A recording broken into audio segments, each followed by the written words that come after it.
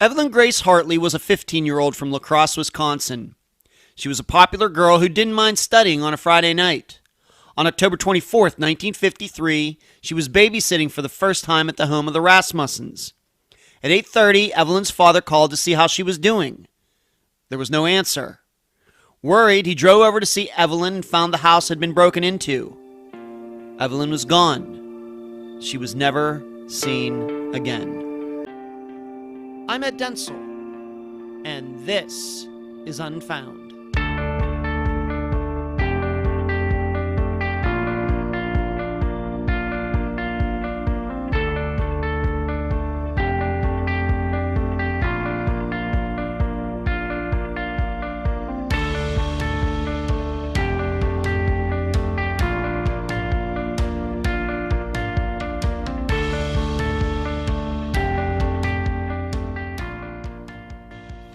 I was watching Captain America Civil War for about the 20th time recently. There's the scene where Cap's team is about to take on Iron Man's at Leipzig-Halle Airport in Germany. Tony Stark makes the joke, "Wow, it's so weird how you run into people at the airport." And it's an absolute true statement. I've experienced it myself. It's like the shadow of coincidence looms large over airports, as if some supernatural force. Yet I'm sure some statistician can break the phenomenon down into percentages and graphs, and bring it all back to Earth. In the world of missing people, we often talk about coincidences. We contemplate if its shadow was hanging over this case or that one. We use phrases like wrong place, wrong time, and what are the odds that... All signs that we're trying to answer a fundamental question. Did this person disappear due to bad luck? Or was it part of a killer's plan? The answer to the question is important because each answer takes us in completely different directions. And this could be why Evelyn Hartley's case is still unsolved, 64 years later. We don't know the answer to that basic question. Nobody is sure if Evelyn was targeted, or did coincidence's shadow envelope her that night? And now a summary of the case. This is brought to you by my friend Megan Good's site, charleyproject.org. Evelyn was babysitting a 20-month-old girl at the home of the Rasmussens in LaCrosse, Wisconsin on October 24th, 1953. The family had a regular babysitter, but she had planned to go to the homecoming football game that the Rasmussens were also attending that night. So, Evelyn was hired as a replacement. At 8:30 p.m., Evelyn was to call her parents to check in, but the call never came. Mr. Hartley tried to call the Rasmussen residence, but no one answered. Worried, he drove the short distance to their house. He found its doors locked with the lights on inside. Mr. Hartley then discovered that a basement window had been opened and its screen had been knocked out. There were footprints near the window that would match ones found inside. There was also blood on the window that was eventually determined to be Evelyn's type. After Mr. Hartley entered through the open window, he found the baby asleep in its crib, but Evelyn wasn't there.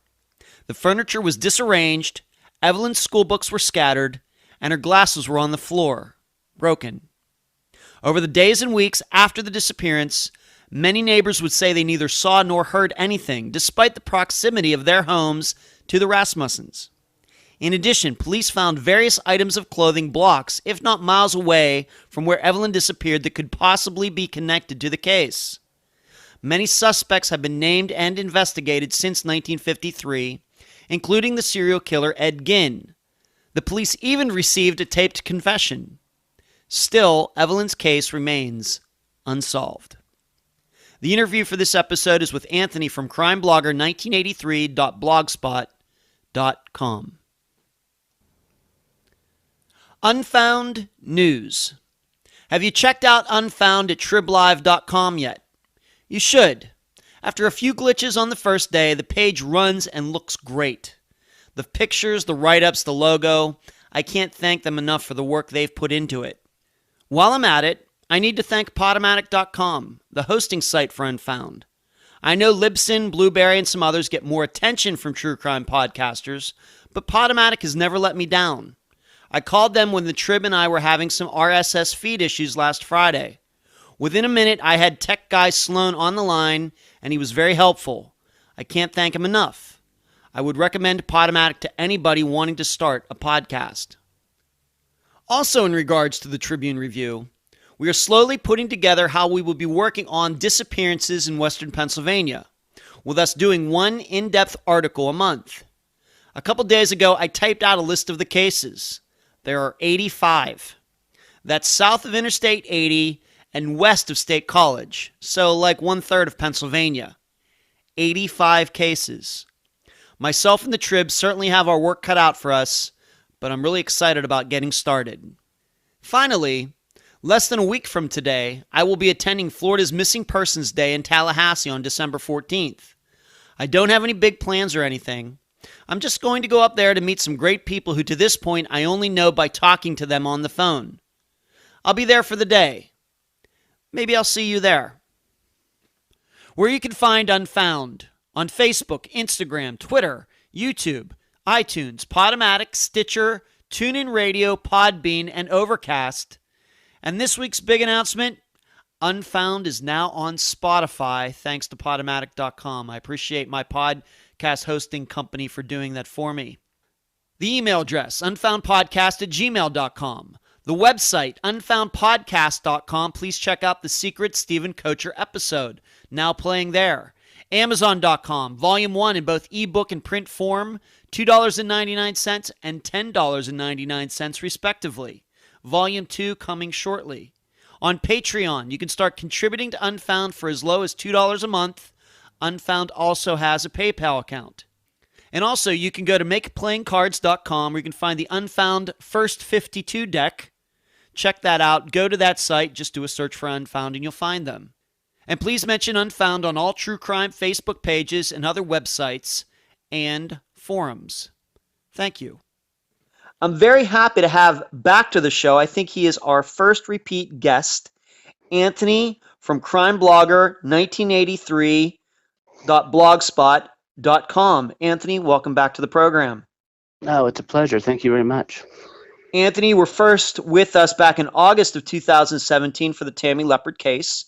And now you are back to discuss the disappearance of Evelyn Hartley in 1953. What can you tell us about Evelyn? Evelyn Hartley, she was a 15-year-old junior at Central High School in LaCrosse, Wisconsin. She was born November 22nd, 1938 in Texas. She had a younger sister, Carolyn, and two older brothers, Richard and Thomas. Her parents were Dr. Richard T. Hartley and Ethel Hartley. They were from Illinois. Dr. Hartley was a teacher of biology at then LaCrosse State College, which is now the University of Wisconsin LaCrosse. Evelyn was she was pretty active in like her church and her school programs, but she seemed like a pretty much what you'd describe as an all-American girl back then. She in school she was involved in drama and the school newspaper, and in church she sang in the choir, and she actually the previous summer she had attended a Presbyterian youth camp. She seemed like a normal 15-year-old girl, even if you think about today's standards. And she didn't have an active boyfriend. She dated a few times, but nothing was serious. She seemed like just nobody really ever had a bad thing to say about Evelyn Hartley. Just a personable young woman, 15 years old, maybe 9th grade, 10th grade, something like that. And was babysitting, because that plays a part in her disappearance, was that something she often did? I know this might have been the first time with the Rasmussens, but overall, is that a job she had at that time in her life? She had not babysat for the Rasmussens before. She actually hadn't done any babysitting in 3 months, but from what I read and from what I've interpreted, it's something she did, semi-frequently, enough to where, she would establish a routine of having to call or calling her parents at like 8:30 the night that she babysat to check in with them and stuff. So she hadn't done it in 3 months, and she never did it with the Rasmussens, but it's something she did and she was familiar with, doing so. Okay. Do you have any idea how the Rasmussens even found out that she was a babysitter in the neighborhood if she'd never babysat for them before? Any idea? Yeah, her dad, like I said, he was a teacher of biology at LaCrosse State University. He was friends with Viggo Rasmussen, who was also a science teacher at LaCrosse State University. So they were friends, and that's how he got to where Evelyn was filling in. She wasn't the original babysitter.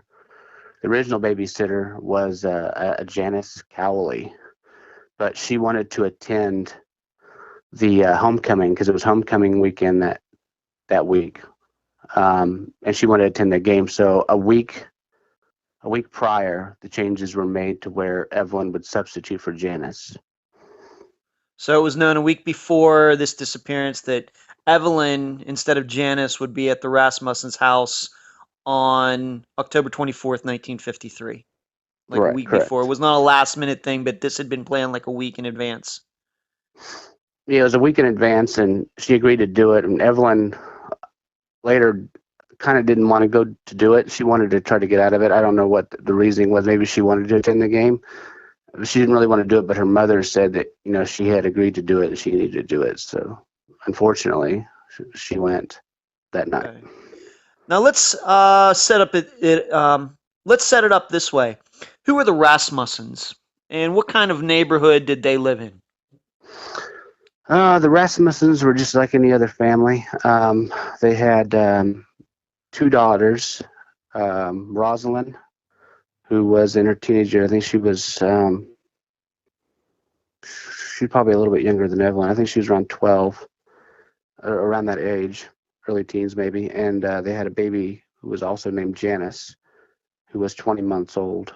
And Viggo Beck Rasmussen, excuse me.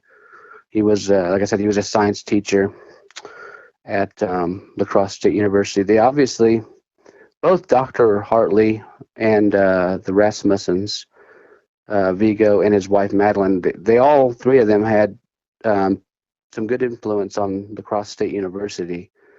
There's a leadership award named after Viggo Rasmussen and his wife Madeline. Even to this day. Even to this day, yeah. Wow, that's impressive.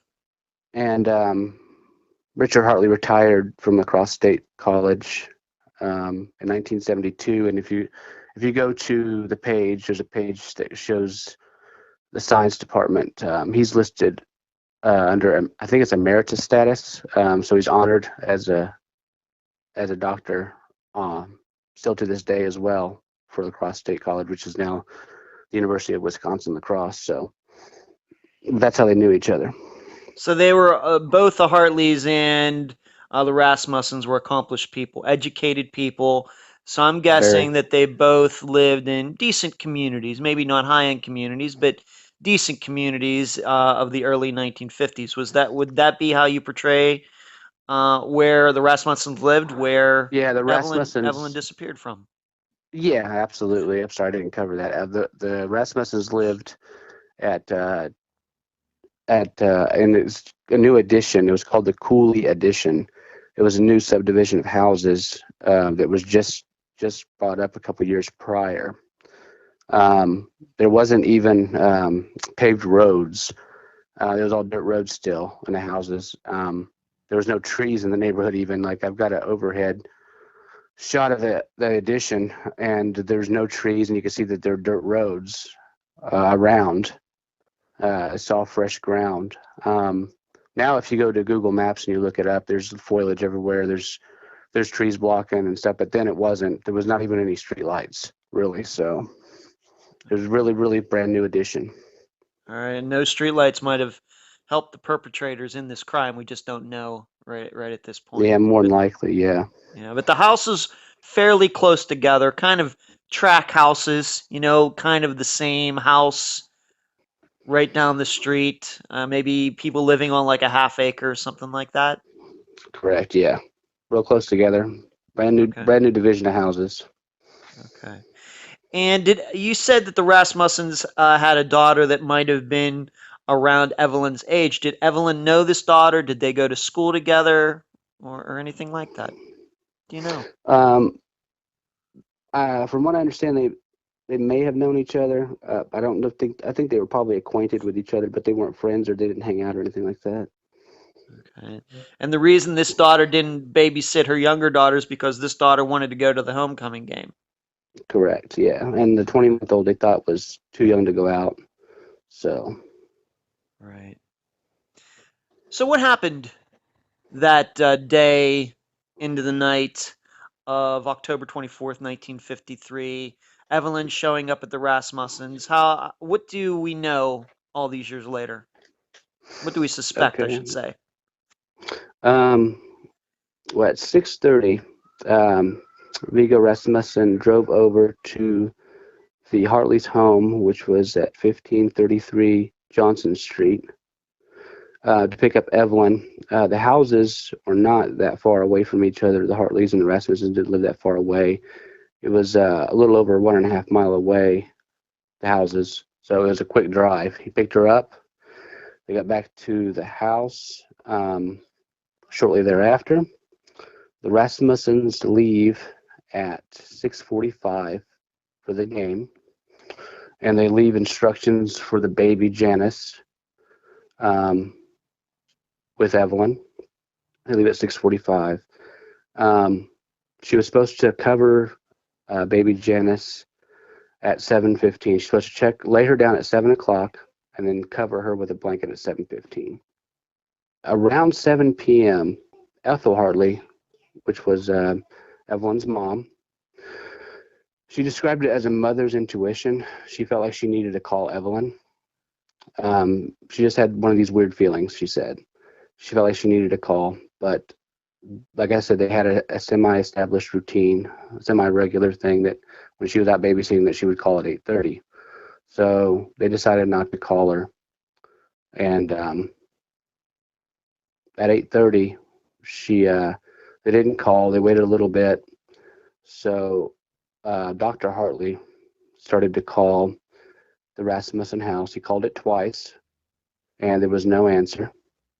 He then started to call the neighbors of the Rasmussens to see if Evelyn had came over to their house by chance. And he called some of the neighbors. They stated that they had not seen her.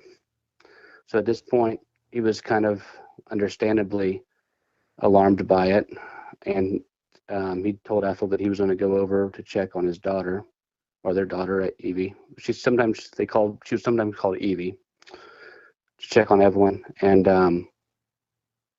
he arrived at the Rasmussen home at about 9:20, and he knocked on the door. There was no answer.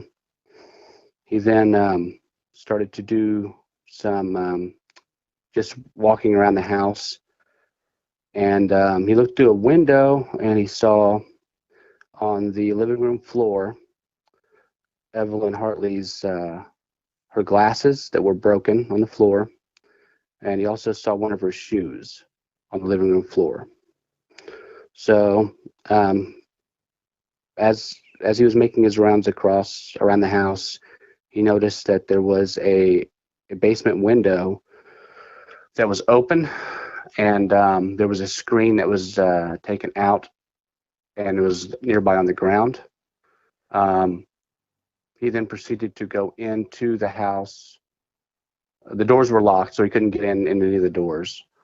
So he goes into the basement window, and he goes through the basement window.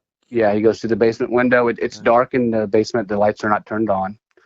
He's familiar. He's been in the house before because he knew where the light was, and he turned the light on. So he proceeds to go up the stairs. At the foot of the stairs is her other shoe. He goes up and into the living room. From what I've read, some of the furniture was disarranged. I don't know how disarranged it was, but they said it was disarranged. Her textbooks were scattered. She had bought about 4 textbooks with her to study that night. They were kind of scattered about. And there was a radio that was playing that was turned on. The reports vary. Some say that it was pretty loud. Others say that you couldn't hear it until you got inside the house. But He did go into the bedroom, and baby Janice, thankfully, the baby was still sound asleep in the house, but there was no sign of Evelyn at all. None. None. Um, just a couple maybe points that I want to make about this is maybe a couple curious things. One about the house. The house had no curtains. Right. That might have, if there was a perpetrator in this circumstance, could have looked in the window. Why didn't this house have curtains? Was it that new? What do you know about that? Yeah, I think it was more. A lot of the houses in the neighborhood didn't have curtains. I guess that was just the way of life back then. Like today, if you drive down a neighborhood, at night especially, maybe not so much during the day, but at night, you're going to see a lot of the curtains closed, and people don't want you looking in and into their house. Understandably, it's privacy. Then that time, it was a much more open, I guess, a society or maybe even a community. People weren't like that. They weren't as um, I guess you say closed off. They didn't mind if you looked in their house. You know, it was kind of more open. It was a more friendly. I guess it could be a more friendly time. I guess you'd say. So I guess it was kind of like it's a reflection of the times, or it could have been that there was a part of it could have been that it was a new neighborhood. But I do remember watching a couple of interviews with people, and they're saying that after this, that the curtains went up and everybody closed their curtains because of this. This had a profound impact on the community. So I think it was more of a reflection of the times. I bet it did. And something else, uh, Evelyn, for some reason, had brought some flowers over to the Rasmussens. Yeah. Is that strange in your mind, or what do you make of that after doing all the investigation that you've done? Well, that's something I didn't know until just recently. The anniversary was October 24th, and the LaCrosse Tribune, a local newspaper, had an interview with Rosalind, who's still alive. Um, and that was the only time that I ever heard. She said that Evelyn had a big bouquet of flowers with her when she came back after Viga Rasmussen picked her up, and she saw them place the flowers on the table. And but I had not read that anywhere else. So I mean, it maybe it's a detail that nobody really ever got to. But she was also young, and I doubt they interviewed her too. So they mainly stuck with the parents and like the Rasmussens and the Hartleys when they interviewed them. So they probably didn't talk to Rosalind. But yeah, I did not know that until just recently. She does have a Facebook, and I did message her about that. I'm kind of waiting to hear if she would like to talk. But from what I read in the interviews, it's not something she likes to talk about. It shook understandably, both of those families up pretty badly. So. Right. So we don't know. It seems kind of maybe a little strange that a girl going to babysit somewhere takes a bouquet of flowers with her. That seems a Hmm. little strange. We don't know where those flowers came from. We don't know if there was some guy who was trying to impress her, but I'm guessing that her parents have said that they didn't get those flowers for her, and it wouldn't maybe make sense that the Rasmussens gave them to her. So we just don't know. We don't know but we also, like I said, you might want to take a look at it from a perspective of it being 1953. It could have just been Mm. a gift for homecoming that she wasn't able to attend. So one of her friends may have just given it to her, saying, "Hey, so you can't attend the game, but we're gonna miss you. Here's some flowers." I don't know. It's something I kind of I picked up on, and I was trying to analyze it, but without any more information, there's not a whole lot to go on with that. Okay. And I think we also have to point out that by the time that Mr. Hartley would have gotten over to the Rasmussens, it had been very dark. You had mentioned that there's no street lights, so he gets out of his car. It's dark in the neighborhood. Maybe there are house lights on inside the Rasmussens, but he'd be walking around the outside of that house. I mean, totally in the dark unless he had a flashlight or something. And very, Right. very Yeah. dark. Very dark. Okay, but maybe if it was a kidnapping, abduction, whatever happened, it could have still been light out at 7 something in the evening. Possible. At that It's time, possible. Yeah. October of that year, late October, um, depending on when Uh, the sun sets. and I did read that there was a full moon that night as well. So. That could Well, have helped. that might help out a little bit. So he gets in. Mr. Hartley gets in through this window that I guess was big enough for an adult male to fit through. Yeah, 14 inches across. Yeah, So the window was only 14 inches across. That is, correct. I guess Mr. Hartley must have been kind of a skinny guy then. I can't imagine myself fitting through a. Well, we don't know. I don't have the width Mm. of it, but it was 14 inches across at least. So if you imagine the width being somewhat, it's manageable. I mean, and that's something that the police scrutinized a lot too, in terms of the evidence they found later on. So Mr. Hartley figures out very quickly that something's wrong. His daughter's not there, although the baby is fine. The baby's sleeping in the back room, but there's blood near that window. There's the shoes, the books, the glasses are broken. What does he do?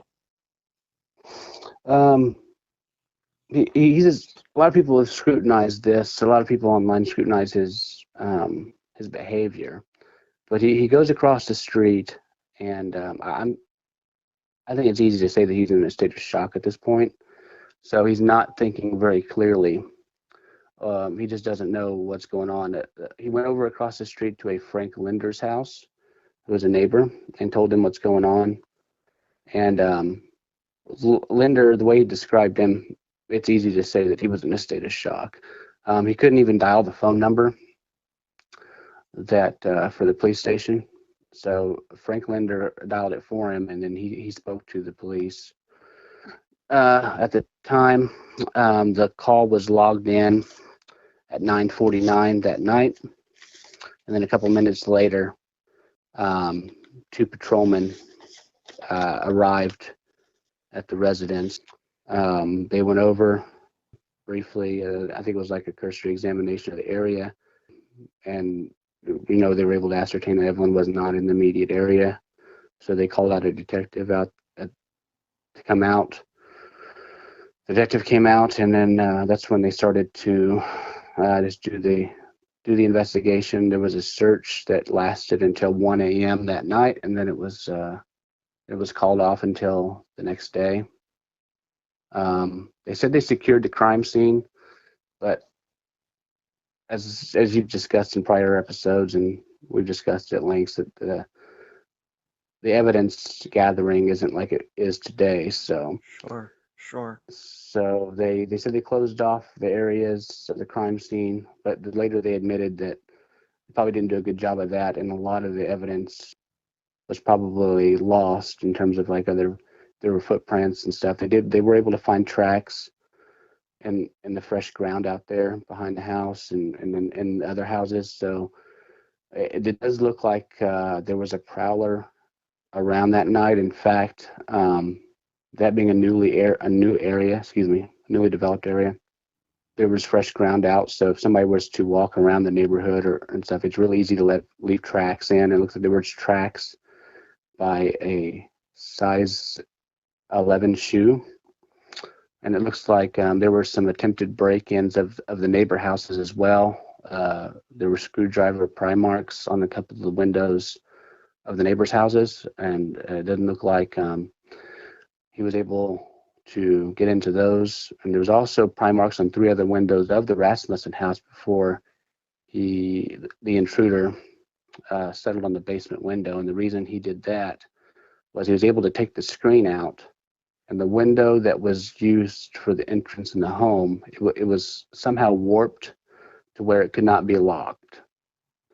So it was easy to open that window and to be able to get inside the home that way. Huh, that's weird. A new development and a window is already warped on a building. Yeah. I don't know exactly. I've read a couple places online, but this is secondhand. This isn't from any kind of news article, but people said it was warped by water.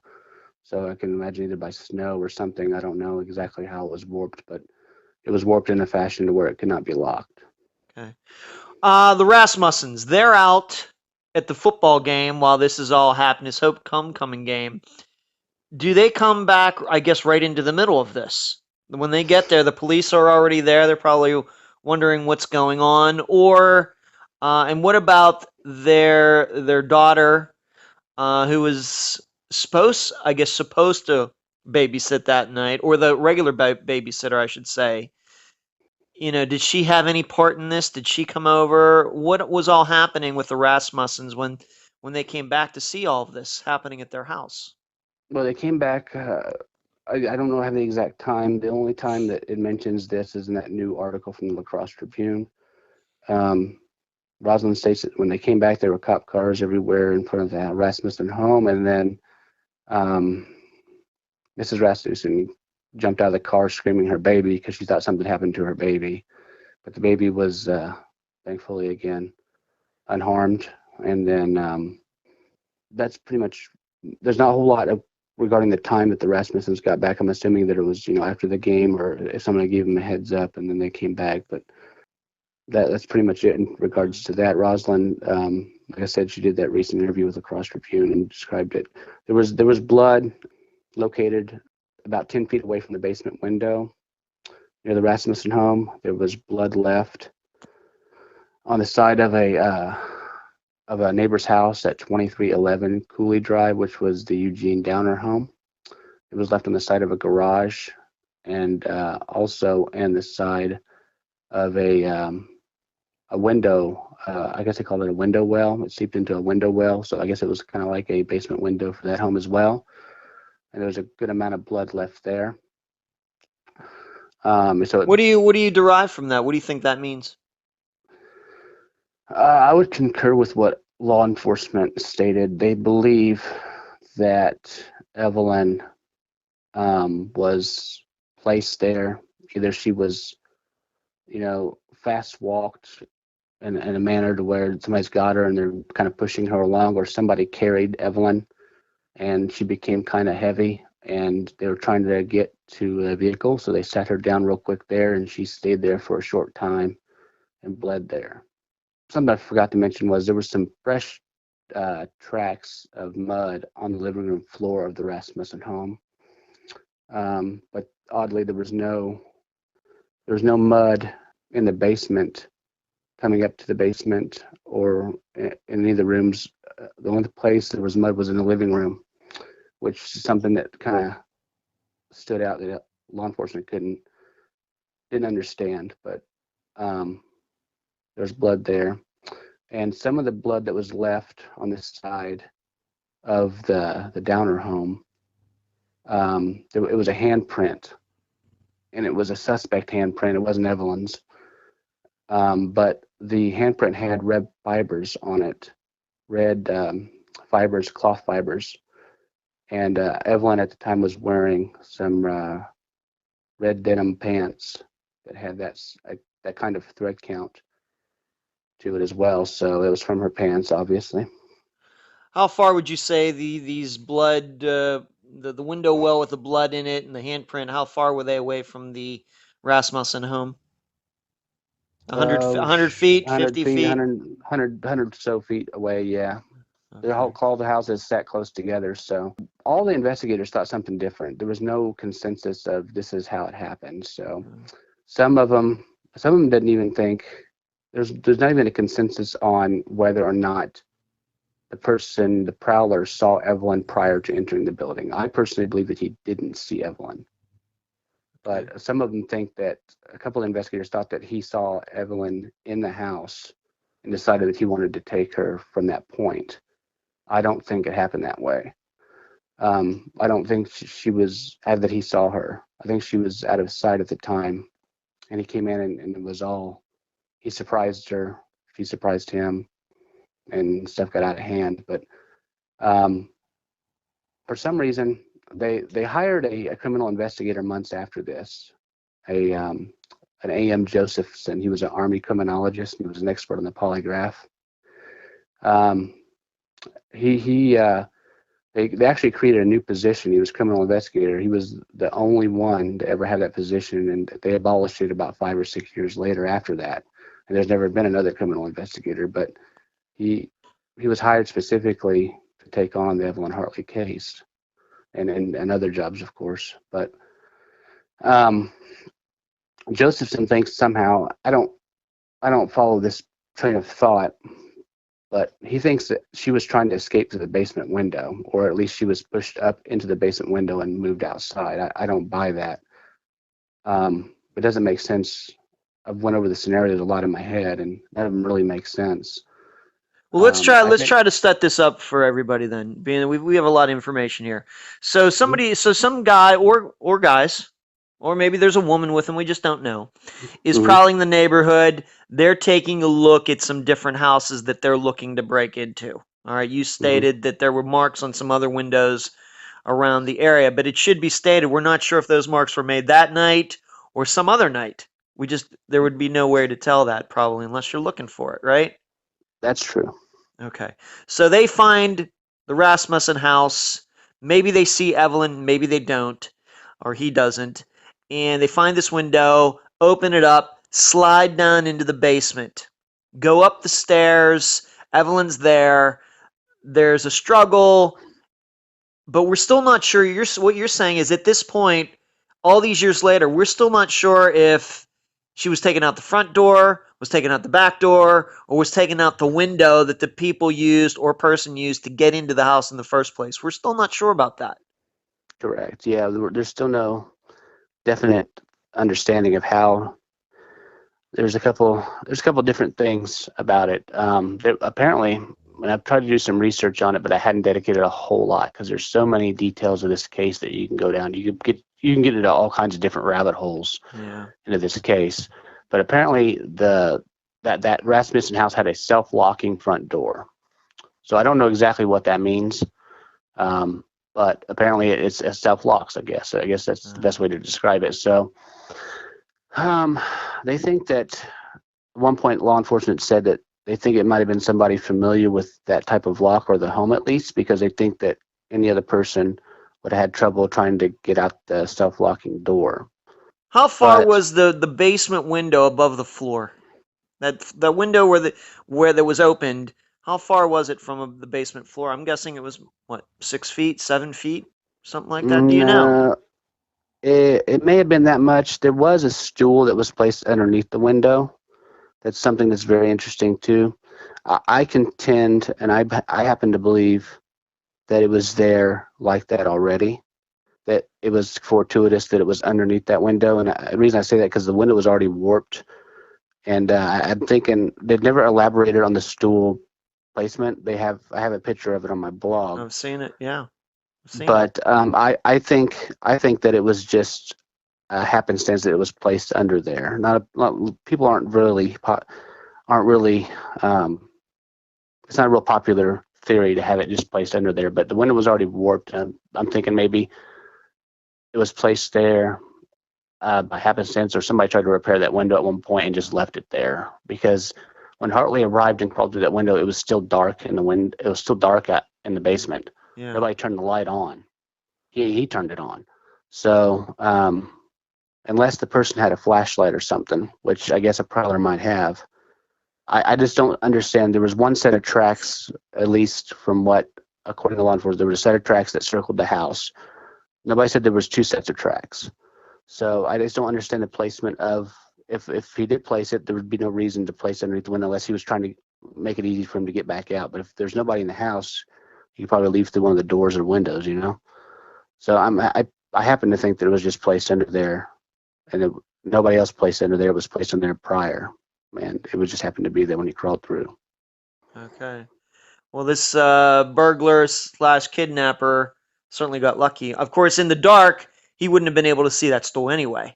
Yeah, He wouldn't even have been able to do that. But it's possible, I suppose, that the stool was somewhere else, and then he's looking to leave out the house with Evelyn and decides the stool. Now he sees the stool maybe, and puts it over by the window. But it's still, you'd have to be. You'd think it would take more than one person to pull a 15-year-old woman up through a cellar window. Yeah, and it just doesn't make sense to do it that way. Just to go out. The back door was located just upstairs. A lot of people say that, well, he wanted to do it that way because it's away from the street. Well, the back door is about as far away from the street as you can get, and you can leave out the back door, and it didn't do that either. So I don't think that she was. A lot of the articles online, a lot of the the conjecture is that she was drugged down into the basement, and that's why one of her shoes is at the foot of the stairs. And she was lifted up, and another person pulled her out of the basement window. I don't see that. That seems Personally. overtly complex. Yeah. It seems overtly complex, right? Let's try to establish some other things here about that neighborhood for that night. Were any of the neighbors home that night when she was Yeah. babysitting? Were most of them home? A lot of them were actually home. A lot of them were home. Actually, there was a neighbor a couple blocks over that was outside doing some gardening in the nighttime gardening in her yard. It was out. There was the neighbors behind the Rasmussen home. She was doing her dishes. She didn't see anything out of the ordinary.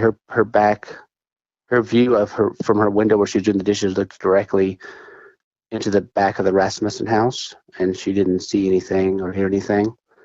There, But it would have been dark because it would there's have no been street dark. Yeah, lights or anything. Okay. there was a light. The back porch of the Rasmussen home was lighted, so she would be able to see that. But again, she didn't see anything. There were some neighbors in the area that they've never really been detailed in terms of where they were. None of the immediate neighbors in the area around the house heard anything, but there were some neighbors a couple blocks away or houses down, not in the immediate vicinity, but houses down away from the Rasmussen home that said they heard some screams. The one was mostly talked about is the Satterbacks. And it wasn't until just last night that they gave their address, and I looked it up on Google Maps. And the address for the Satterbacks is a mile away north of the Rasmussen home. And Elvin Satterback stated that he heard about 2 to 3 screams, with the last one being cut off or muffled in the middle of it. He may have heard screams, but I doubt it was Evelyn. If she did, she had a pair of lungs on her, and nobody else in the immediate area in the houses heard her. And that's not to mention that if this person did abduct Evelyn, to carry her a mile or 3/4 of a mile or something, once again seems overtly complex. Yeah, and that's something that I took for granted all these years of investigating it, that the Satterbacks probably heard the screams of Evelyn until I actually brought it up. And there's just, like I said, they may have heard screams, but it probably was not Evelyn. There's just, if she screamed that loud and that far away, other people in the immediate area should have heard her too. Oh, absolutely. But like I said, there were other neighbors that said that they heard screams. But this is homecoming night. You know, parties are going on. It's hard to say, you know, what type of scream it was. The Satterback said that it was a frightened scream. But again, that far away. I mean, the high school that Evelyn went to, Central High School, is located directly in between the house, the Satterback's house, and the Rasmussen house. That's how big of it. It's a mile away, and then there's a big school there and stuff. And yeah. I just don't see that. I don't know how the police believe that may have been Evelyn either. It just doesn't make sense to me. I doubt it. So is it your impression then that all of these people are home? I'm not saying all of the people in the neighborhood, but a majority of the people in the neighborhood were home. But it still seems like this prowler or prowlers were trying to break into these homes, even though all of these other people were also home. You know, there were a lot of people in the neighborhood that were home, but I'm assuming that the houses, I don't know. I can't speak for what that they were thinking. Obviously, they're not the smartest individual to break into houses and so on. They were looking for something to steal, but I maintain that they may have noticed the Rasmussens leave. And there was no car in the driveway. There's an indoor garage there at that location now, but at the time there wasn't. You had to park the car outside in the driveway. I maintain that they saw no car in the driveway, and they figured that the Rasmussens weren't home, and that's why because there were pry marks on other windows in the neighborhood, but there were 3 different pry marks on 3 separate windows of the Rasmussen home, and they couldn't get in, so they tried to get in that one. It looks like that one was the one they fixed on. They were fixed on because I believe that there was no car in the driveway, and that's why they did it. So, and once again, we don't know if you had mentioned there were pry marks and looks like somebody had tried to break into some other houses in the area. But once again, we don't know if that was that night, the night before, a week Right. before. We just don't know. Maybe those They could houses have were already been tried to there, be yeah. broken into when those people weren't home. We just don't know. And there was prowlers. There was a prowler that was operating for the better part of the year in that area, and they weren't able to catch him. So it's really likely that those prime marks could have been there prior, like you said, and they didn't notice them until they were looking for them. Because obviously, unless you notice something's missing in your home or something's damaged, you're not going to go around looking for prime marks on your house. You're just not going to do it. But if something happens to, like I did with the Rasmussen home, and you start looking for evidence and you find them, you might automatically assume that those were made by the same night. That's an excellent point. Speaking of which, to your knowledge or to anybody's knowledge, was anything taken from the Rasmussen residence besides Evelyn? Nothing's ever been reported as being taken from the home besides Evelyn. So we have one or more prowlers who break into a house but don't take anything except the girl, the teenager who was there. Maybe Correct. once again, maybe they didn't know she was there and that foiled their plans, but then it's like, well, why would they take her with them or him? We just don't know. It's one of these answers we still don't have over 60 years later. We just don't know. No, I have my theories on it, but there's no, like, if it was a. We'll get to the theories at the end. Let's just stick to Okay, some of the gotcha. facts at this second. Was the babysitter who was supposed to work at the Rasmussens that night ever questioned? Yeah, they did it. They did talk to her. They talked to lots of the classmates of Evelyn's, because there was baby Janice, of course. Baby Janice was the one she was babysitting. Evelyn was babysitting, and then Janice Coulee was the original babysitter. So there were two Janices, but Janice Coulee was a classmate of Evelyn's.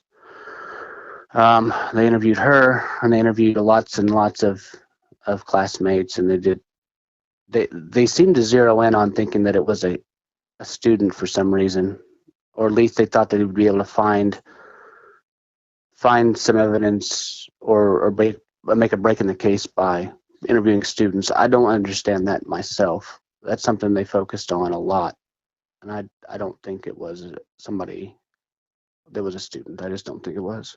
Okay. So the next day, the day after, October 25th, 1953, they got volunteers together. Where did they search? How many people were involved?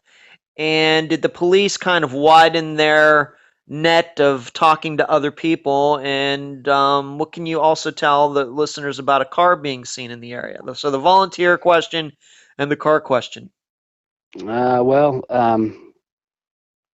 around noon, the day of the 25th, the police department issued an announcement on the radio that they were looking for volunteers to help search for the missing babysitter, Evelyn Hartley. So lots of over 1,000 people came out to the neighborhood on Coulee Drive, and they were split up into groups. They searched lots of places. There was Frank Linder, who was the one that Mr. Hartley went across the street to use his phone to call the police. He was involved in searches that was far away up north as French Island, which is about 6 or 7 miles, if I remember correctly, north of LaCrosse. So they branched out a lot. They covered a lot of the wooded areas and so on. The search went on for several days up until the 30th. That's when the big searches, the mass searches stopped, and they started looking into other things, but nothing. Well, there were things that were found, but the car, a couple of neighbors stated that they saw a light tan-colored sedan driving around the neighborhood. One of the neighbors stated she saw the car circle that neighborhood around 3 times at around 8:30, I believe, that night. It was a light-colored tan car. And that car, has it ever been identified? Was there anybody in it? Could this person identify anybody in it? How many people were in it? Anything like that? Had the car ever No, been it seen was since? no. They didn't get an actual. All they knew was a light-colored sedan. It was tan in color, And the neighbor that witnessed it, said that it was too far away. She didn't see the occupant or occupants in them Right. in the car if there was any. Right. And it would have been 8:30 at night. It would have been dark. It would Hmm. have been tough to do that. So after that, how many days after, people should know that Mr. Hartley, he made a public plea, He to did. anybody who knows anything to come forward, but they also gave him a lie detector test. Yeah, there were some suspicions thrown in Hartley's direction. I can't imagine what he had to have gone through, but there was some public suspicion on Dr. Hartley, which there's no logic in that. But in order to avoid all of that, he willingly took a lie detector test, and he was passed flying colors. They say it eliminated him. And if you think about it critically, there was just no reason for him to want to harm his daughter, and that's just the worst opportunity to do it. Why would you pick that night? It just none of it would make any sense. It was just, but he wanted to clear it and then get it over with, so he went with the lie detector test, and they cleared him. Has anybody else, maybe the neighbors, you mentioned this Mr. Linder who lived across the street, even the Rasmussens themselves, do you have any knowledge of any of them or any of the other neighbors had ever taken lie detector tests, were ever given one? Not to my knowledge, no. They ended up doing mass testing of the schools and the area, but nothing fruitful ever came of that. They wanted to test all the students, but the parents started to object, and it was stopped around 300 after 300 students, and no viable lead ever came from that. Yeah, let's just talk about that for a second. This is something that would never happen in the 21st century ever. Oh no. In any community, at least in the United States, that the police actually went to the local high school and started giving lie detector tests to students Hmm. about this. Yeah, they did, and some of the faculty. It was they focused only on the male students too. That's the interesting thing. They focused only the DA, the District Attorney John Bosshard. It was kind of weird, his reasoning. They initially went to the FBI before the testing was done. The lie detector tests were done, and they brought all the information to the FBI. He described it. Bosshard himself described it as, this is a sex crime rather than a kidnapping. And he's the DA, and he would know that a sex crime was be a state offense, not a federal offense at the time. So I don't know why he took it to the FBI. The FBI told him, "Hey, we can't help you. We'll help you with some aspects of the case, but we're not going to start an investigation on our own because you said it was a sex crime, not a kidnapping." If it was a kidnapping, the Lindbergh law at the time, they would have intervened. But apparently he thought it was a sex crime, which it could have been both. It could have been classified as both, but they didn't end up. They ended up assisting a little bit. They said the labs were open to them and so on, but the FBI didn't start their own investigation. They never did. So, but they did focus on the students during that weekend. It was a Saturday that week. They had a student council convention of students from I think it was the tri-state area, Minnesota, Wisconsin, and the surrounding states, in town in LaCrosse. So there's a lot of kids in the area at the time. So I think that may have been why they focused in on the students so much. But again, like I said, nothing ever came of that, and that definitely would not have happened today. They also started car checks at gas stations. The gas station attendants were supposed to check cars and to see if there was anything like blood or anything related to anything suspicious. They were supposed to report to the police. So the gas station attendants would, when they came into the cars would come into the gas station attendants would ask if they could go through the cars. And once they did, they found nothing. They put a sticker on the car stating "My car is okay." If they did find something suspicious, they would still put the sticker on there, and then they would copy the license plate number down and forward that to the authorities, law enforcement, and then they would follow up on it. But It's again, just a nothing. different time in American culture, isn't it? Yeah, That stuff would never go on today. That could never happen. no, absolutely not. There'd be a lot of people that would be offended by it. I personally wouldn't be, but there'd be a lot of people that would understandably, I guess, be upset about it. It just shows how much, I guess, crime fighting has changed in 60 some years as well. Oh yeah. And I don't even know of how common this was in the 1950s to put stickers on cars if they've been checked. Did that happen in a case in California or Florida or Maine? I have no idea, but it certainly sounds unique. It's definitely unique. I've never heard that in the cases I've looked into. I thought it was unique. I mean, it's a good effort, I guess, but I don't know how thorough gas station attendants would be. You know what I mean? Like, how thorough could they be? Yeah. I don't know. I guess some of them could be thorough, but I can't say that they're not like they're trained investigators. I don't think it'd be hard to. They're not used to doing that as part of their job. I don't think it'd be hard to get one by them, or say the person's local and they know the gas station attendant and they're friends. You know? I mean, Yeah. doesn't make sense to me, but Just doing the best they could do with the technology of the time. right. No. Let's move on to some of the other particulars. Who is Mr. X, and who is he actually, and what did he say?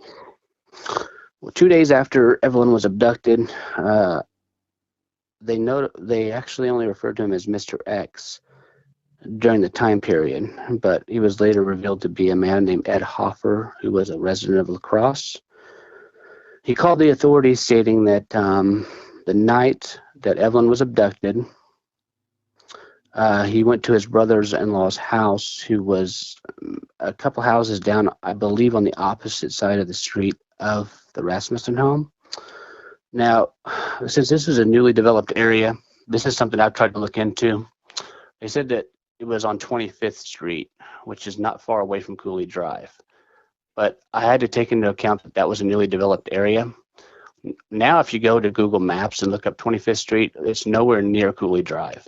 So I'm assuming there were some changes because the 2300 block, 2311 Coulee Drive, 2300 block would be near 25th Street normally in residential areas. But now it's not. So I don't know which house he was going to, but he drove over to pick up his brother-in-law so they can go either watch the game or go to the game. I'm not sure, but he stated that he noticed, and this is something that's changed a little bit too. Initially, the reports in the newspapers state that when he called the police, he told them that he had saw a man and a woman on the side of the Eugene Downer home, which is where the blood was later found. He said that he saw them, that the female seemed to be in a semi-conscious position, but she was being assisted. Basically, the guy was holding her arm and helping her walk, being assisted. And they were staggering, and he took it as some party goers that got probably a little tipsy early, and they were just partying.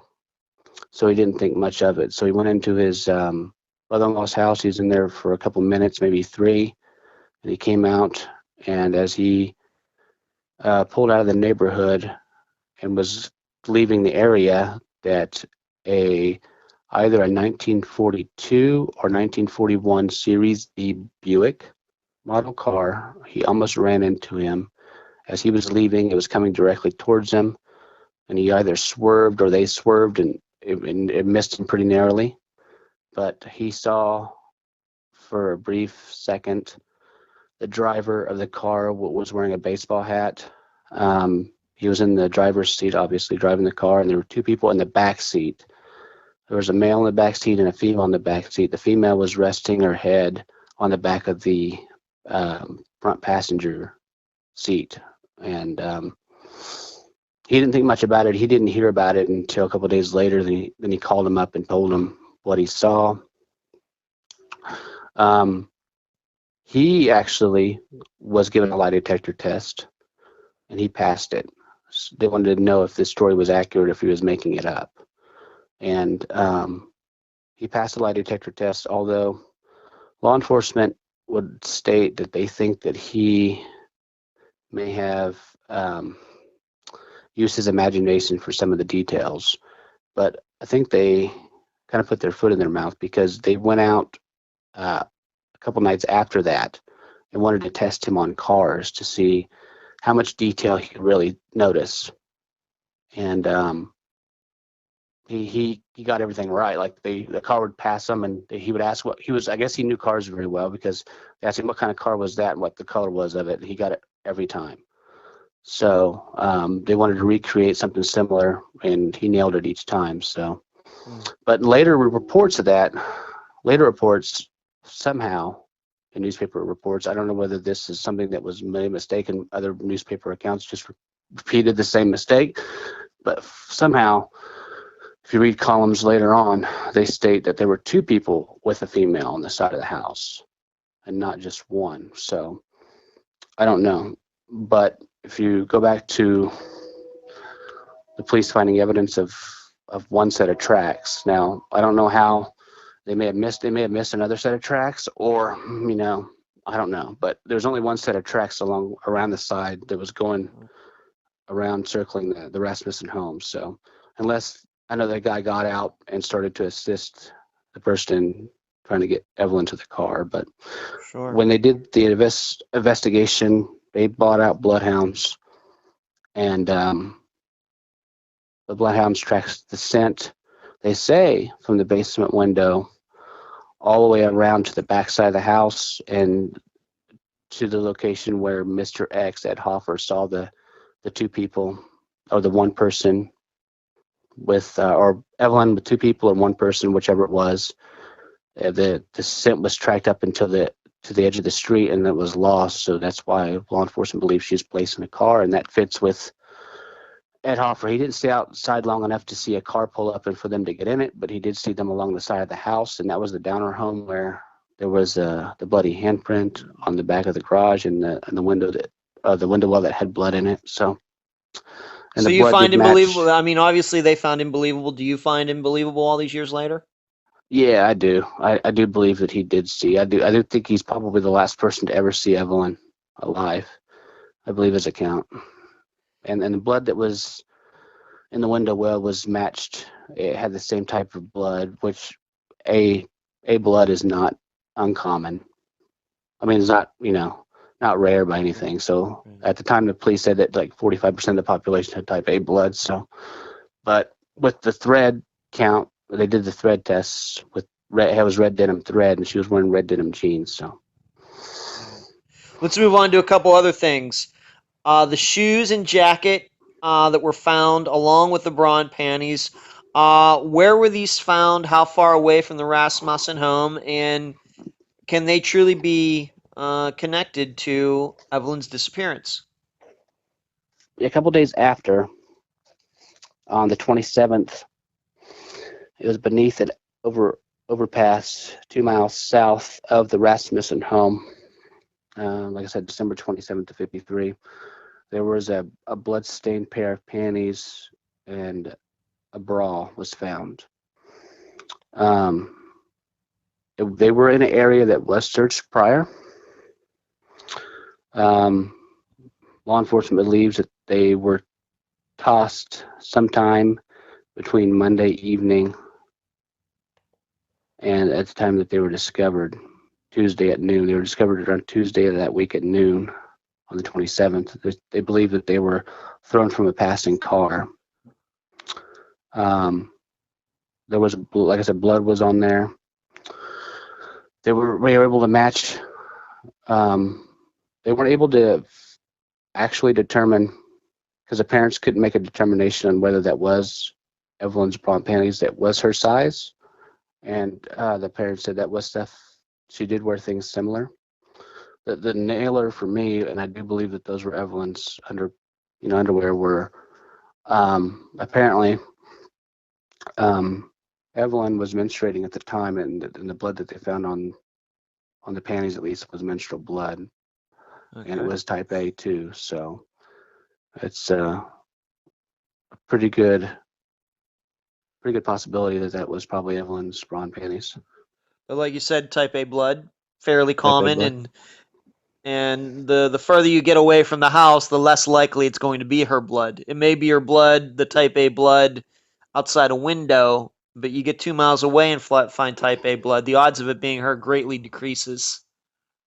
Well, I mean, she was menstrual blood and it was her size, and the parents said that was stuff that she would wear, so I mean, it's a good possibility that hers, but there's no definite answer saying yes, that was hers or not. So, How about the shoes and the jacket? Would you say that they are definitely part of this crime, or what?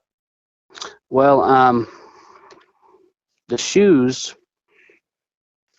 Let me get my notes real quick. Where's my notes on the shoes? Shoes were found on the 30th. There's a discrepancy on whether they were found on the 30th of October that year or the 29th.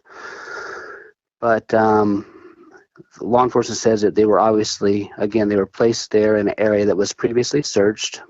They were found 2 miles outside of Coon Valley, which was south of LaCrosse. I believe it was about 11 miles south of LaCrosse, if I remember correctly. Looks like they said they were placed there. They were placed there probably Monday morning on the 26th, excuse me, because this tells you how bad sometimes newspaper reports get. They said they were placed there sometime at 7:30 p.m. Saturday, October 23rd, which can't be the case because the abduction happened on the 24th. That's right. So, Right. but that was when I started reading that the other day. I'm like, that can't be right. But that's what the newspaper stated. But I guess they were looking for Evelyn before she disappeared, I guess. I don't know. But they were size 11 shoes, the same as the prints that were left around the house in the neighborhood. They had a distinctive suction cup tread on the bottom of them, which was matched. There was what the clinch is for me with that is that the shoes were by spectrographic analysis determined to have been in the Rasmussen home. And when I got into that farther, it says dirt clods from the shoes were found on the premises, and the particles from them contained a metallic magnetic substance of the same type gleaned from sweepings taken from the home.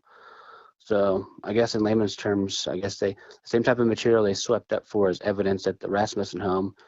They had the same type of metal fragments or metallic magnetic substance that was on the shoes as well. That was discovered on 2 miles outside of Coon Valley. So that's how they were able to link the shoes with the same type of suction cut pattern underneath the shoes. And I guess from the substances they used as evidence that they gathered. So I guess they called it spectrographic analysis, but they were able to determine that the shoes were at the crime scene. And they were in an area previously searched, like I said. So.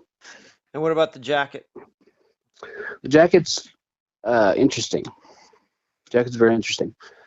There's not a whole. I've got pictures of it on my blog, but there's no definite time in which.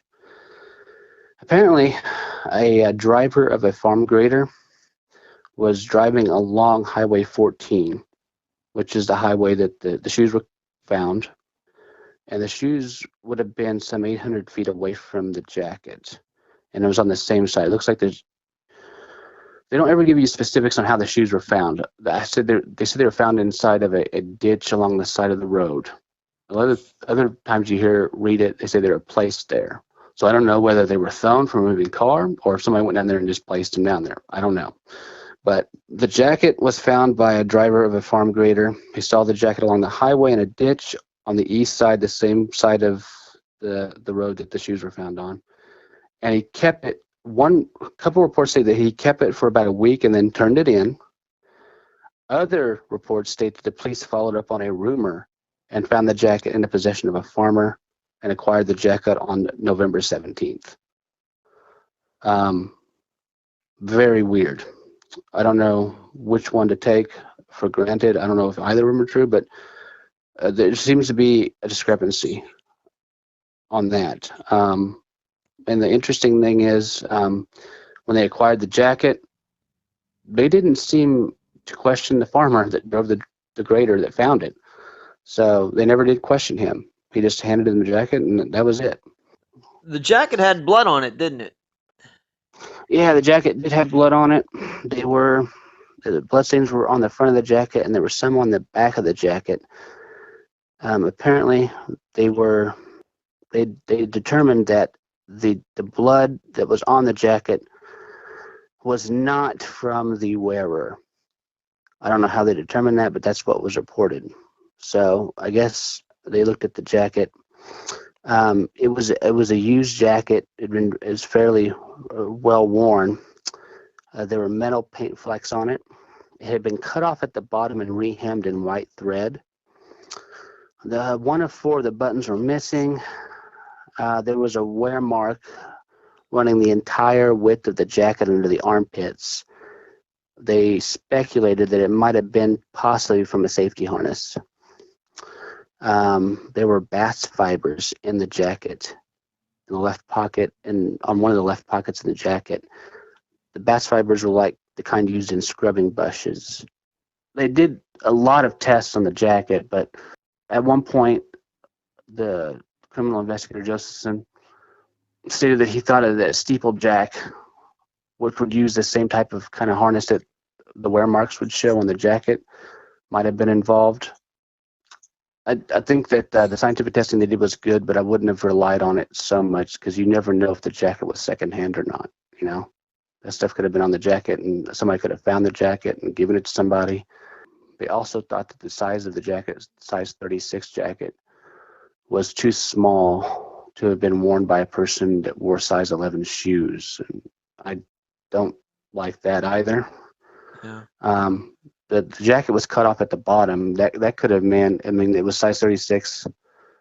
I don't know if they said it was size 36 after it was cut off and rehemmed, or if it was originally a size 36.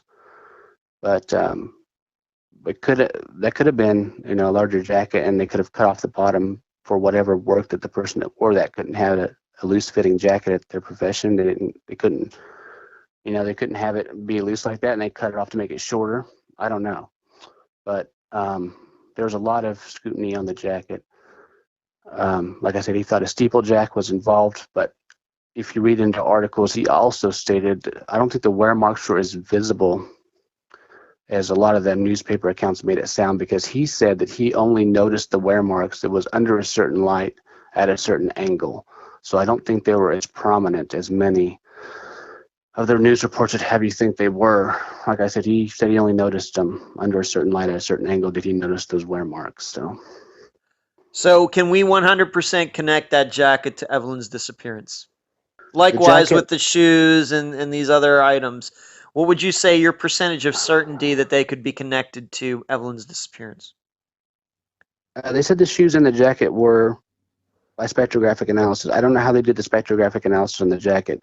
I do know the jacket did fall out of favor as time went on with some of the investigators. They didn't know if it was there, but I'd say it's probably a good 50-50 chance that it was there. I'm more with the scientific analysis they did on the shoes and with it matching the prints around the house. I'd say the shoes are definite. I don't know about the jacket, to be honest with you. It's up in the air with me. And the bra and panties, though, you're fairly certain those were Evelyn's. Yeah, I'm pretty sure. They were discovered 3 days afterwards. And all this stuff, I mean... were they all found in the same area? No, the bra and panties are found 1 mile, 2 miles south of the Rasmussen home. And then it was 11 miles outside of the city, 800 feet apart, where the shoes and the jacket was supposedly found 800 feet away from the shoes. So nowhere near each other they were found. Nowhere near each other. Well, the shoes and the jacket semi in the same area, but not the bra and panties. No. Yep. Let's move on to this. The Whizzer Motorbike.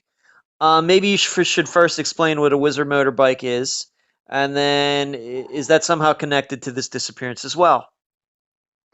They said some of the wear marks underneath one of the shoes would indicate that the person that wore the shoes operated a Whizzer motorbike. A Whizzer motorbike is basically a bicycle with a motor on it.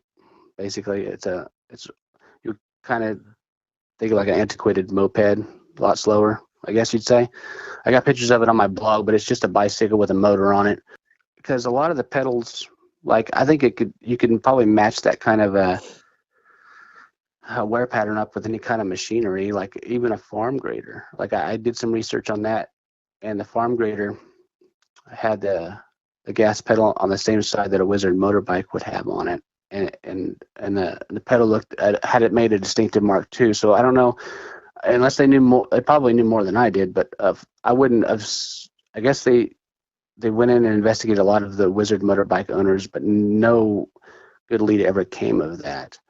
So I think you could say that the wear pattern on the shoe on the bottom of the shoe could come with any kind of machinery pedal, I guess you'd say. I mean, I guess it could be matched to a lot of different ones. I don't know why they focus on a Whizzer Motorbike, but they seem to.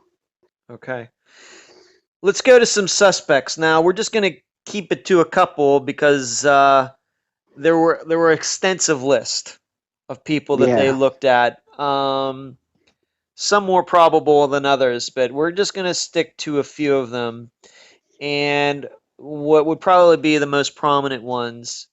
What can you tell listeners about Hayward Teague, and why did they look at him? Hayward Teague, he was a 19-year-old African American kid from the Chicago, Illinois area. The car that he was driving seemed to match descriptions of the tan-colored car that was seen in the neighborhood. Inside one of the shoes that they found, they said they had found an African American hair. I don't know how good the testing was back then. I do know that years and years afterwards, they kept comparing the handprint on the side of the Eugene Downer home with African American suspects that committed similar crimes. Hayward Teague was driving a stolen, what they said was a stolen car from Illinois, and they'd stopped him. And there was a couple days prior in Madison, Wisconsin, there was a couple assaults on newly developed houses in a newly developed area in Madison. In fact, one of the suspects entered in through a basement window, and he attacked a housewife there and hit her with a slapjack. I guess a slapjack is kind of like an improvised Short club. Short club. There you go. Yeah. There you go. Yeah. I guess he had clubbed one housewife with one, and she had yelled out for her son. And I guess the suspect thought that her husband may have been home, so he fled. There was a couple of attacks on housewives in Madison. One of the wives that were attacked actually picked out Teague from a line of suspects and said that was the person that did it. So they kind of zeroed in on Teague as possibly been involved in the Hartley abduction. He was given a lie detector test, and he actually passed it, stating that he didn't do anything, had nothing to do with the Madison attacks.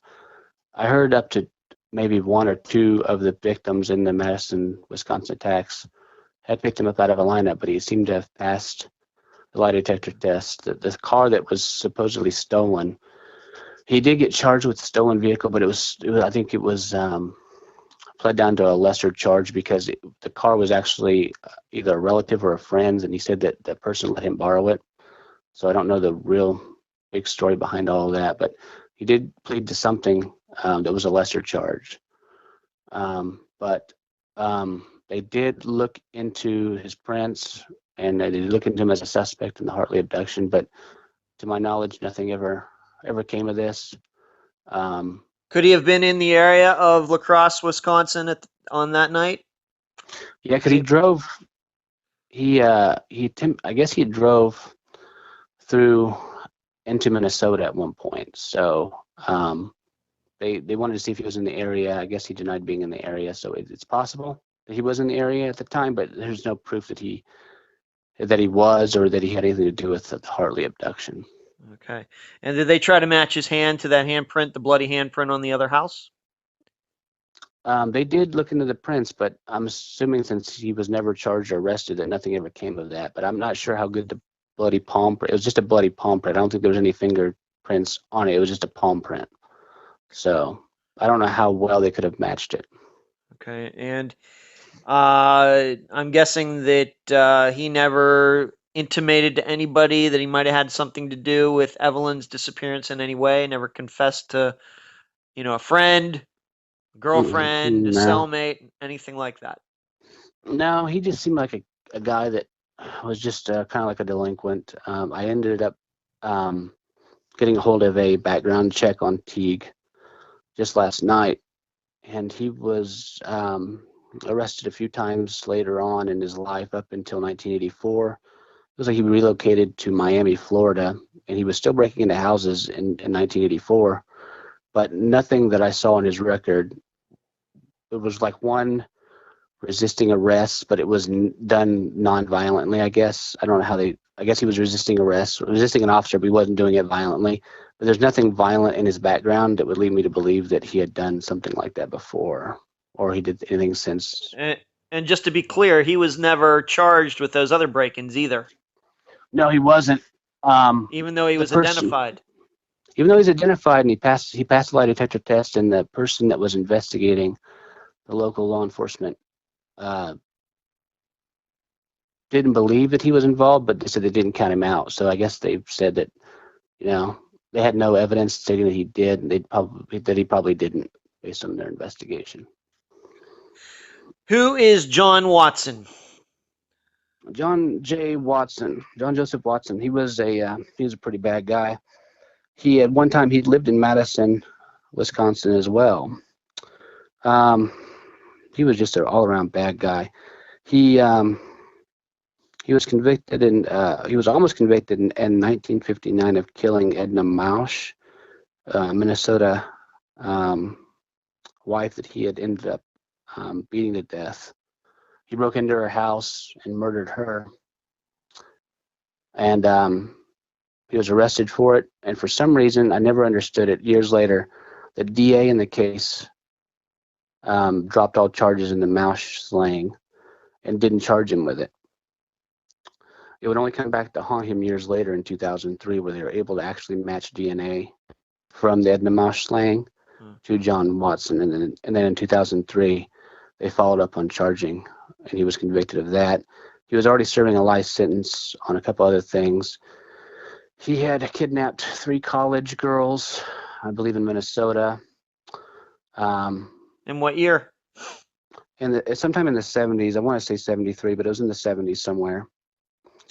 And he raped them, but I don't think he killed them. I think they all got away. None of them were killed, thankfully, but they caught up with him, and he was charged with that.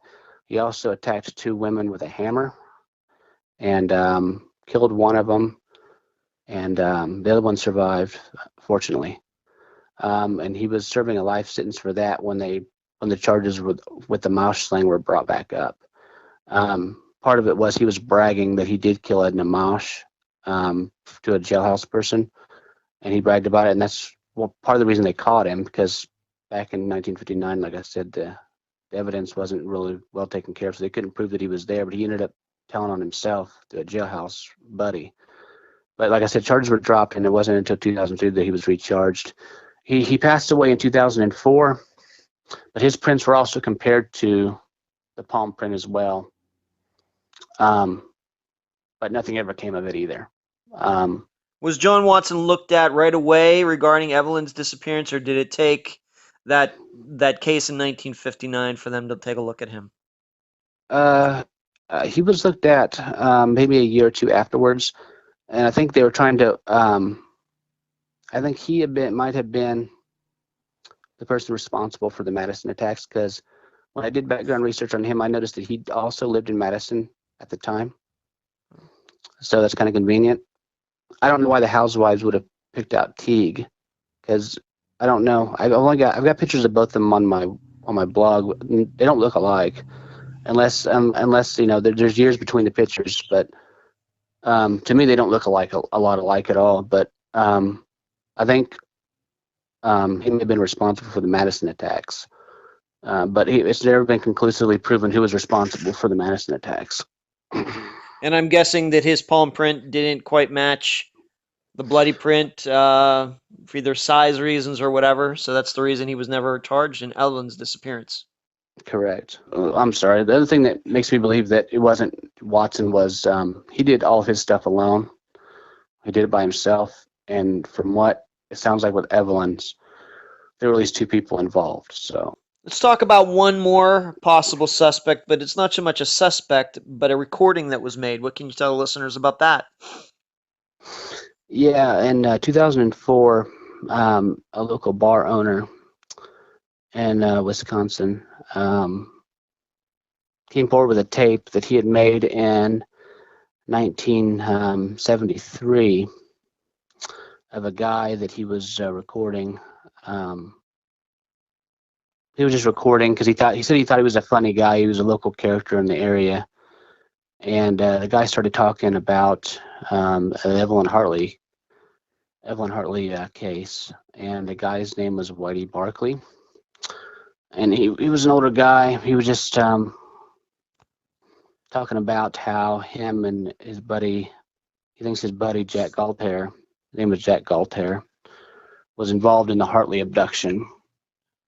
And he stated that I got part of the transcript on my blog, but it's just him talking about how Galtair was involved in Hartley's abduction, and it's interesting. But a lot of people have really dug into the tape.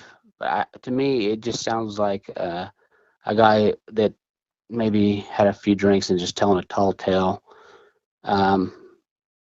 Give you some perspective on it. They investigated a suspect after Evelyn's abduction, and it was a guy that was saying that he knew where Evelyn's body was, and he was a guy that came into a bar all the time. And they investigated him and found out that he was just telling tall tales. He was just a loudmouth drunk. And this is what kind of reminds me of Barkley's talking, and he's talking about how Galtair went out and knew Evelyn was going to babysit in advance, and he got a hold of her, and they took her, and I guess they took her to a farm in Lafarge, Wisconsin, and murdered her and stuff like that.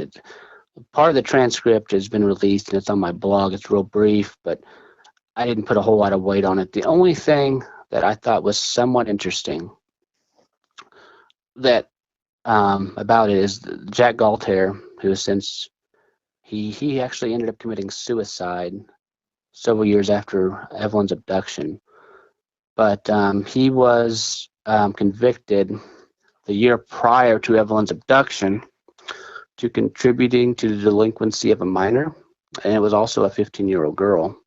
Apparently, he was getting her drunk, and I guess he tried to take advantage of her at one of the houses he was staying at, and he later got charged with it. But was this in the area of where Evelyn disappeared?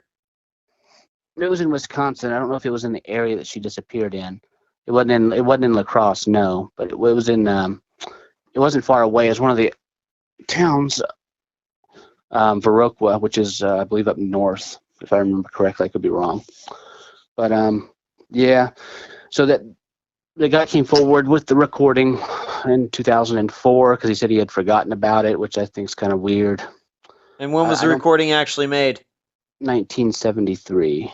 So he held on to it for 31 years. Yeah, 73, 74. It was around the 30th anniversary when this was released, which I found kind of suspicious. So a lot of people have really tried to dig into that, and Galtair was convicted of contributing to the delinquency of a minor, and it was a 15-year-old girl, so they tried to make connections there, but the police did follow up on it. They did go to a house that supposedly Jack Galtair had lived in, and they went to the location even 30 years later and talked to the person that owned the house, and they said, "Can we have a look around? We're investigating a 30-year-old murder." And they looked around and stuff, but they said they did follow up on it, but nothing really ever came of it. There's been leads that they followed up on, like in 1989 in Pickwick, Minnesota. They followed up on a lead that was actually related to Galtair as well. In some way, it was one of his friends. I believe it was the guy they may have interviewed. It may have been Barkley.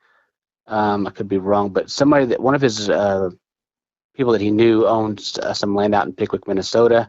They thought that maybe they got a tip that a car and a body had been buried out there a long time ago, and they went out there and dug for a better part of a day, and they didn't come up with anything. And they said that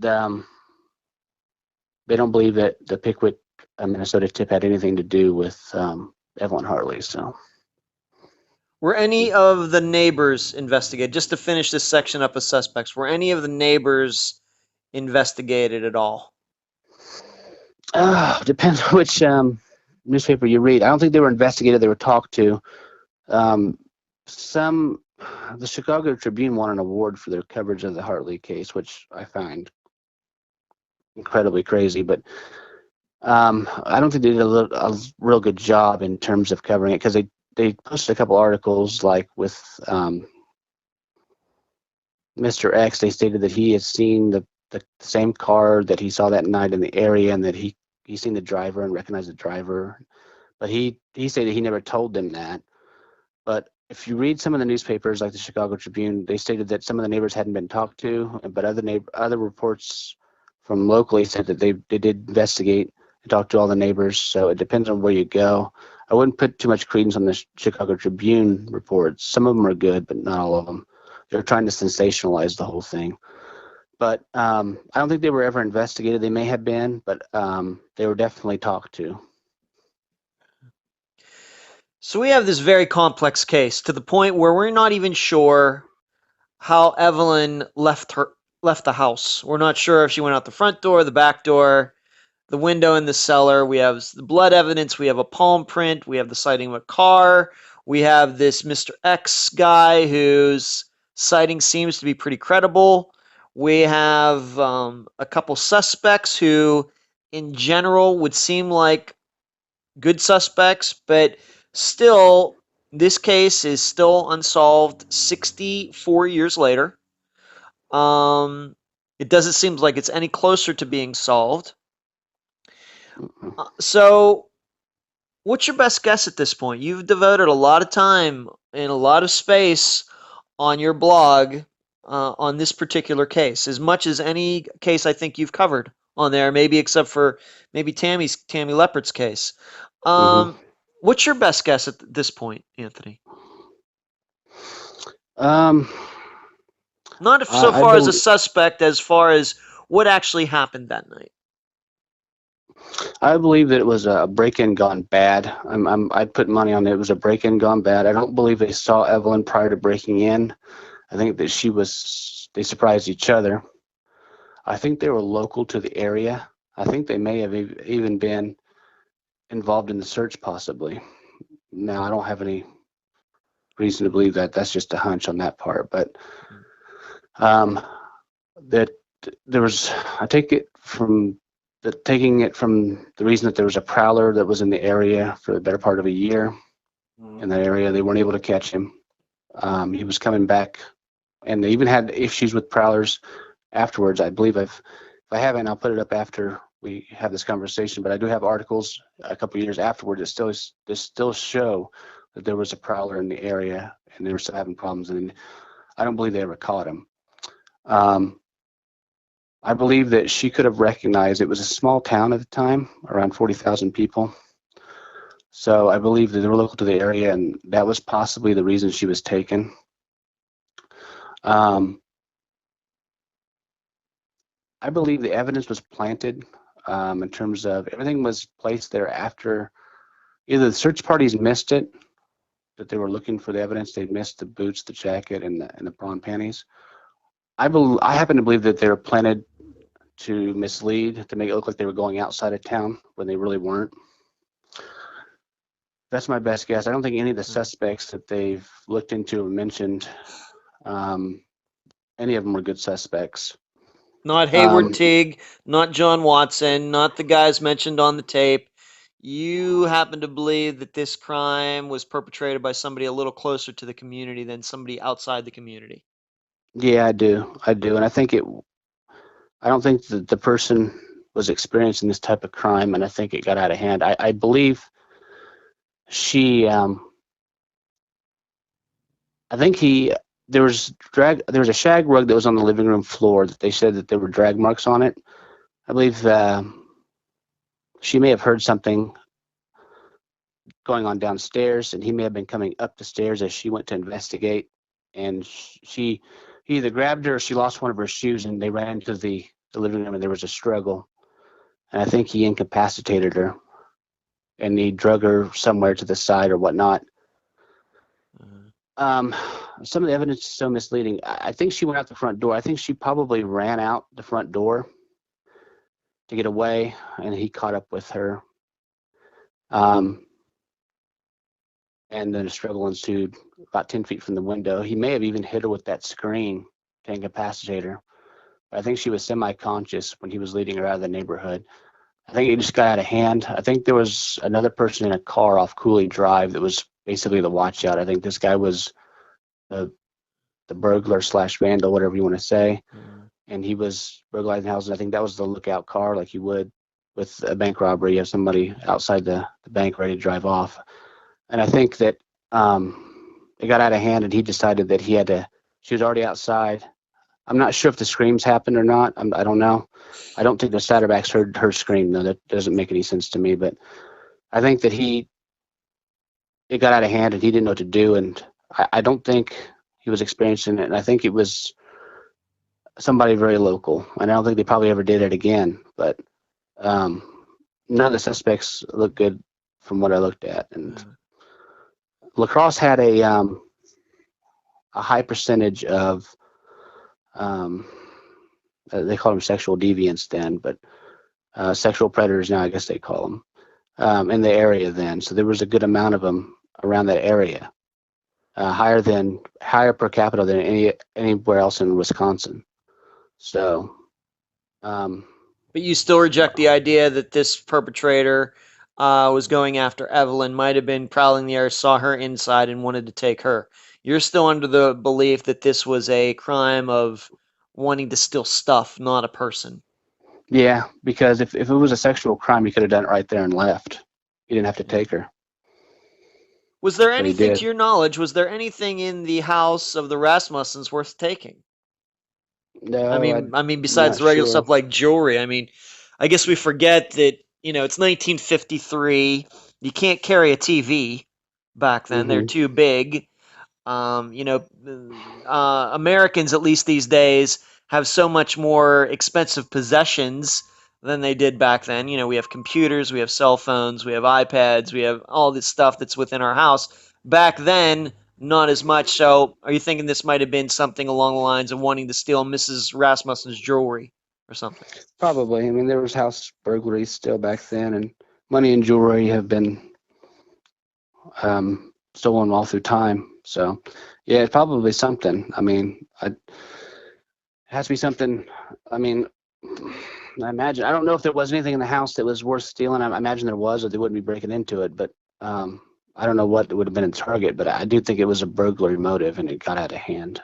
And you also reject the idea that this might have been a case of mistaken identity where this person who broke into the house thought the other babysitter was there instead, and she was the target. And then this guy or men got into this house and figured out, uh-oh, the girl that we thought is here is not here. You totally reject that. I don't totally reject it. I just don't find it. I mean, I'll be open to anything. Mm-hmm. But at this time, I don't think that would be the case. No. Mistaken identity. She did this a week in advance, and I'm sure since the original babysitter told everybody that she's going to be at the game, I don't think a case of mistaken identity would have worked. It didn't. I don't believe it was students either. Like they focusing on the students, I don't believe it was. I really believe it was somebody local to the area, and I don't believe they were students. I really An don't. adult, not a teenager. Right. Okay. What's the status of this case right now? Would you call this a cold case? Completely cold? Oh yeah, it's really cold. I don't think law enforcement did some odd things. Like I have a 4-part special on my blog with Steve Bothoon, who was a TV reporter out of Wisconsin. He's since passed away, unfortunately. I've spoken to his son, but he did an investigative 4 or 5 part, I forget, on my 4 or 5 part special on my blog. He stated LaCrosse really got sloppy in some of the aspects. I don't think they know where the jacket and the shoes are anymore, because in that special 1989, he states that LaCrosse Police Department said they don't have it. They sent it to the state crime lab. The crime lab said that they never received it. They don't have it. So it's definitely a cold case, because they don't even know where the evidence is anymore. So I think if they come up with a lead, they'll like they did with the tape, that they'll look into it. But I don't think that it's something they're actively pursuing. Definitely a cold case. So the only way it's going to get solved is if somebody just walks right into their police department and says, "Yeah, I did it," or "I have proof of who did it." Really, Yeah, really. and odds are, I mean, Evelyn would be 80 years old, 81 or something. So odds are whoever did it's probably long since passed away. Her one of her older brothers passed away just last year, Thomas Hartley. The other brother, the oldest brother, um, um, he died of polio in the Navy in 1940. It's either 46 or 50. I get two different accounts, but the only one left now is her sister, her younger sister, who was 6 years old at the time, Carolyn. So, yeah, and the Hartley family got kind of lost faith in it after a while. After a couple of years, they said they didn't want to read about it anymore, and I can't blame them. Did the Rasmussens continue to live in that house after that happened? No, they didn't. They sold it months afterwards. From what I understand, they wanted to get away from it. And the new house that they moved to, they made sure that they had bars in the basement windows. I mean, it really affected both families and really the community, but the two families involved, it really, really affected them big time. Why don't you, Anthony, why don't you give everyone, the listeners, the address to your website, the good work you're doing there, and maybe mention a couple of the other cases that you've been writing about recently as well. The website is crimeblogger1983.blogspot.com. You can also contact me if you want me to blog about a case at crimeblogger1983@gmail.com. I just got done blogging about a case of Parker Eastman. Contacted his family, and thankfully he was found safe a couple of days ago. That was a recent case we did. One of the cases I'll be doing in the near future is the case that actually got me started on Evelyn's case, ironically. It's Joan Risch, and I'll be doing a pretty lengthy blog entry on her coming pretty soon. I'm still on Evelyn's because there's so much case information that I'm having to continuously update. I spent the better part of 2 years on Evelyn. I probably spent about 3 years on Joan Risch. But some of the other cases I've blogged about, of course, Tammy's case, and that's pretty much those three cases are pretty much the most prominent ones. I did one on Lee Ochi recently. Lee Marine Ochi. I spoke to her dad. I even did an interview with her father.